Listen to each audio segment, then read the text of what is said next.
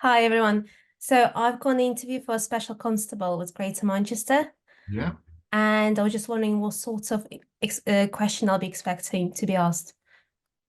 All right. I'm going to come up with a list of like 7 or 8 questions for you, Oh, possible questions. And I'm going to rattle them off the top of my head. And you're going to think, how's he do that? Remember, 29 years of doing this. And big up GMP, my old force. My old force. GMP is such a fantastic force. It's a bit like Marmite. You either love it, hate it, or both at the same time. It's fantastic. Fantastic place to be. All right. Thank you, Sophia. So, next question. Sophia asked, I've got an interview for my Special Constabulary in Greater Manchester Police. Sophia, if you don't mind just unmuting yourself. yep. Yeah, awesome. So, when is your interview, if you don't mind me asking?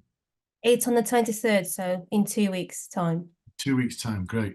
Is this with a view, if you hope you don't mind me asking this, but is this with a view to becoming like a career special constable, or do you see it as a stepping stone to join the regular police?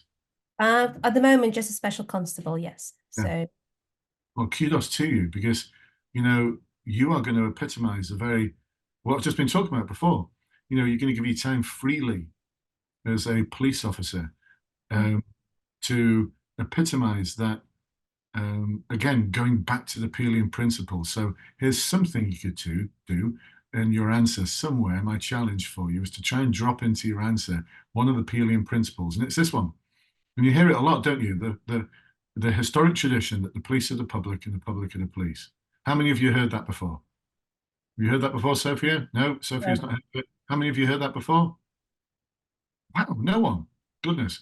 You often hear it, press releases and things like that, or some press conference outside New Scotland Yard, and some assistant commissioner will say what this epitomizes this sense that the police are the public and the public are the police. Um, what most police officers don't know the line that comes next, which is the police are the public and the public are the police. The police just being members of the public who are paid full time to carry out a role which is incumbent on all citizens in the interests of community welfare and existence. So that's the full line. If you know any police officers, ask them what comes next after that phrase, the police are the public and the public are the police. They'll probably say nothing. I don't think there's anything, but there is, and it's that. So I'll break it down for you. And this is important for you, Sophia, as a volunteer special constable.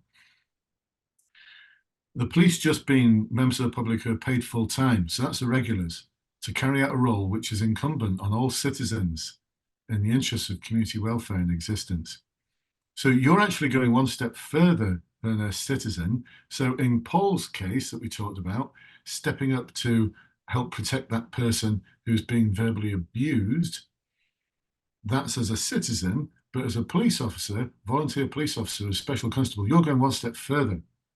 You're going one step further to become that person who dons the uniform and works alongside those who are paid full time to carry out that role. And it's all in the interests of, this is what was fascinating, I think, about the Peelian principles, because Sir Robert Peel talked about how the purpose of all of this, he could have said community safety. He could have said getting the bad guys. He could have said in the interest of reducing crime.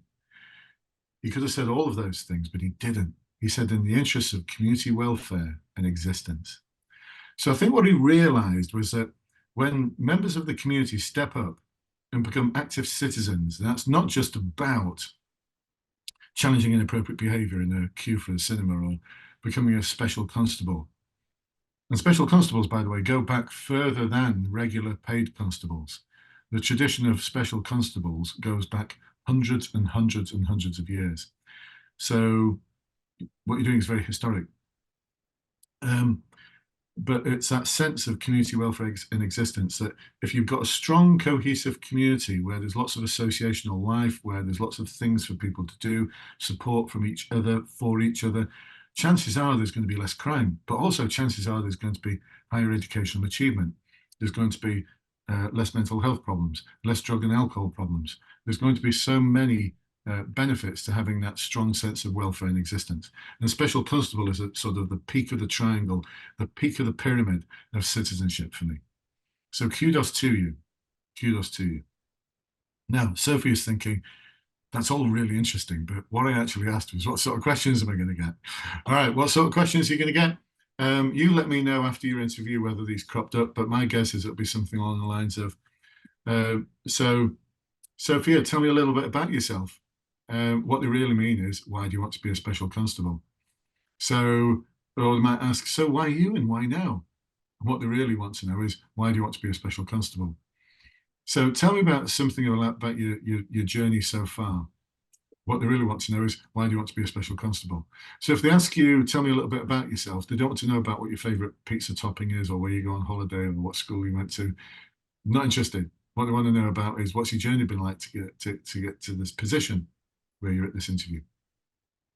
Closely followed like questions like, what do you think the role is going to involve? What sort of things do you think you'll be doing on a daily basis? What values are important to the police and why? Or what values are important to you and why? And don't just rattle off what's in the competency and values framework, because if you start off by saying impartiality, integrity, transparency, what's that other one? Oh yeah, public service. It's not a memory test, this interview. It's not a memory test, because if you do that, all I'm hearing is your ability to be able to revise things. It's not a GCSE. This is an interview to become a servant of His Majesty the King, to become a crown servant, very special place in society. And so it's got to be what you really believe your strong values are. It's got to be what you really believe the values of the police service are. And then that could be closely followed by, can you tell me about a time when you've demonstrated one of those values? You might be asked about the challenges. What are the challenges that the police service is facing at this moment in time? Closely followed by, how do you feel you'd be able to help us meet those challenges? You might get asked what sometimes in the Facebook group, people in the Facebook group called competency questions. By the way, every question is a competency and values question, because the behaviors in the CVF are what you're being assessed against for any type of question that you are asked. So they're all competency questions. But I think what most people refer to is a sort of rear-facing question. Common ones. Tell me about a time when you've had to make a difficult decision, where you've had to account for that decision to others. Can you tell me about a time when you worked with others to solve a problem? Can you tell me about a time when you've had to prioritize a series of tasks? Can you tell me about a time when you've supported someone who is vulnerable for some reason, or what was the pushback? Can you tell me about a time when you've accepted critical feedback from someone? How did you manage it? Can you tell me about a time when you've given someone else feedback? Can you tell me about a time when you've asked for feedback? Can you tell me about a time when you've learned from an experience and done something different as a result? Can you tell me about a time when you've challenged someone's inappropriate behavior? So those are all sort of common questions, common questions. And if you're thinking, which of the CVFs does that link into, you're asking the wrong question. Because what we're looking for in the answer is structure, detail, authenticity, as in sometimes things don't go right, emotional connect, and answer the question. Just make sure you answer the question. And a good example of that is one I've just done with a client of mine this evening. Before this, actually, just before this, we were practicing the question, can you tell me about a time when you have made a difficult decision, where you've had to account for that decision to others? And in his answer, he didn't actually mention the two words difficult decision. So I didn't know what the difficult decision was. So you've got to make sure that you answer the question. So those are the 5 things that they'll be looking for. And if you're thinking decision making, which of the CVFs is that from? Is it from impartiality? Because in the behaviors of impartiality, it's mentioned there. Is it transparency? Because it's mentioned there as well. Is it in integrity? Because it's implied in integrity. Or is it the competency of analyze critically? Because it's mentioned there as well. I don't think the interviewers care, quite frankly.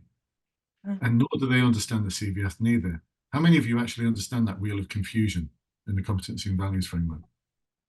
Yeah, me neither. I'm like, oh, wow. Simon's like I think I do. Come on, you can come on board. You can actually deliver this next question and answer session next week. I went back to university sort of 20 years ago, studied for a master's in education, where I focused on personnel evaluation systems because I was a geeky trainer of trainers and I was working with the College of Policing at the time. I don't understand it. I don't understand why decision making is mentioned in 3 of the values and the values just have 1 level, and why it's mentioned in 1 of the competencies and the competencies have 3 levels. I don't understand that. No one does. So the point being, Sophia, is try not to get bogged down in that trap of which CVF is this from, because you'll never remember all the behaviors anyway. And news flash for you all. Here's a news flash for you all.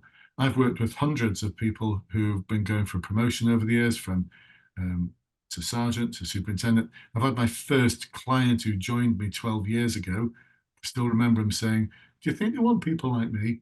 She's now a superintendent. So I've been helping people all the way through their careers. Bluelight alumni, we don't just stop at your final interview. We keep up going, keep the support going. Anyway, a lot of them do the interviews for Special Constable. They do the recruit interviews. And the news flash is, not one of them actually understands the CVF. Seriously, they don't. They don't. So the good news for you is that you just need to answer the question. Answer the question with structure, detail, authenticity, emotional connect. Other questions that you might get asked, what do you think the impact of being a special constable is going to be on your personal life? And you could get asked some scenario questions like Paul was asked as well. You could get asked some scenario questions. So there you go, Sophia. There's a whistle-stop tour. And for anyone who's going for their final interview, guess what? You could get questions very, very similar, because what I've just outlined there are some very common questions that have cropped up over the years. Sometimes we see all sorts of interesting variations, but pretty much they're on that theme. We are starting to see some hybridized questions now, which would be something along the lines of, can you tell me about a time when you've challenged someone's inappropriate behavior? So that's rear facing. What did you learn from this? There's your learning. And as a result of that learning, what would you do differently next time? Or as a result of that learning, how would you apply this as a police officer? So that's a forward-facing question now. So that's what I call a hybrid question: rear-facing, learning, forward-facing. So you could also get some forward-facing questions, which might be along the lines of, you're out on patrol with your special sergeant, and your special sergeant makes a misogynistic comment about a woman he sees walking along the road. How are you going to deal with that? So you could get questions like that. All right, Sophia, how's that sound? No, it's great. Thank you so much.